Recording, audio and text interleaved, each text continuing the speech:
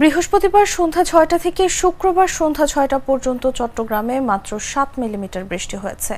কুমিল্লা এবং ফেনীতে খুবই সামান্য বৃষ্টি হয়েছে। শনিবার এই অঞ্চলে বৃষ্টিপাত কম হতে পারে। অন্যদিকে ত্রিপুরায়ও বৃষ্টিপাত কমেছে। এখন সমস্যা হচ্ছে পানি নামা নিয়ে।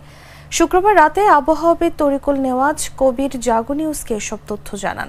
ভারী বর্ষণের কারণে ৩১ বছর পর ভারতের ত্রিপুরার গোমতী নদীর ওপর ডম্বুর ড্যাম খুলে দেওয়ায় আকস্মিক বন্যার শিকার হয়েছে বাংলাদেশের ফেনী, কুমিল্লা ও নোয়াখালী অঞ্চল।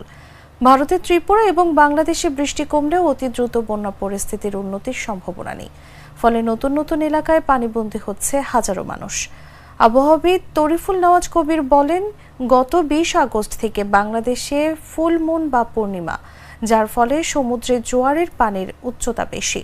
তবে পূর্ণিমার প্রভাব এখন ধীরে ধীরে কমলেও ভাদ্র মাসে বঙ্গোপসাগরে জোয়ারের মাত্রা বেশি থাকার প্রবণতা থাকে। এ সময় জোয়ারের পানিও ঢুকে পড়ে, ফলে বন্যার পানি নিষ্কাশনে সময় লাগছে। সংশ্লিষ্টরা বলছেন, উজান ভাটি ২ জায়গায় বৃষ্টি কমেছে, যদিও ভারতের পানি আসাও এখনো অব্যাহত। আমাদের পানি প্রবাহ ঠিক নেই। পানি প্রবাহ ঠিক হলে পানি দ্রুত নেমে যেত।